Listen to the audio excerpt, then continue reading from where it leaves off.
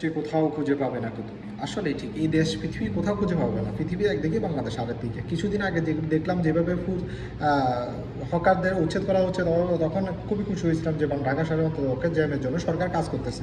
এখন দেখো উল্টাটা, সরকার সমঝোতা করে নতুনভাবে নতুন ধান্দা চালু করে আবার হাই রোডের আবার রোডের মধ্যে দাগ দিয়ে হকারদেরকে আবার বসানো হচ্ছে লাইসেন্স দিয়ে, সিটি কর্পোরেশন দিয়ে। মানে চাঁদাবাজি আগে ছিল এমনি, এখন এটা লিগেলভাবে করছে, জাস্ট অতটুকুই চেঞ্জ। অথচ উন্নত দেশগুলোতে দেখেন এখন রাস্তা থেকে অন্ততপক্ষে 100 ফিট বাইরে দোকানপাট, তাও ফুটপাত না, লাইসেন্স এখানে দোকানপাট, মার্কেট, রাস্তা থেকেও আরও অন্তত 100 ফিট বাইরে। আর আমাদের দেশের রাস্তার মধ্যে আগ দিয়ে দিতেছে কি হকারটা বসার জন্য। তাহলে রাস্তার ভিতরে যদি হকাররা বসে, তাহলে বড় বড় মার্কেট করছে কেন? আর রাস্তায় যদি কোনো হকারদের জন্য, তাহলে রাস্তার মধ্যে এত কোটি কোটি টাকা ইনভেস্ট করা, এত কোটি টাকা খরচা করে ফিস করার মানে কি? রাস্তা যদি হকারদের জন্য হয়, রাস্তা যদি ফুটপাতের জন্য হয়, যেখানে সারা পৃথিবী যোগাযোগ ব্যবস্থা উন্নত করতেছে শুধুমাত্র মানুষের জীবনধারণ সহজ করার জন্য, অথচ আমাদের দেশকে আরও কঠিন থেকে আরও কঠিনতম করতেছে।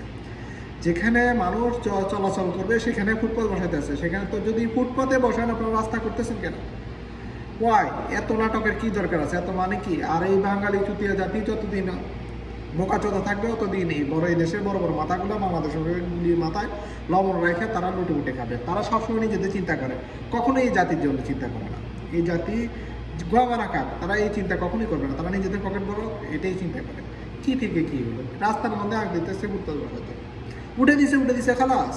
এখন এটার আবার নতুন করে লাইসেন্স দিতেছে, এখন দিতেছে অর্ধেক, ভবিষ্যতে এর দ্বিগুণ হইব দোকানপাট, রাস্তা টোটালি বন্ধ।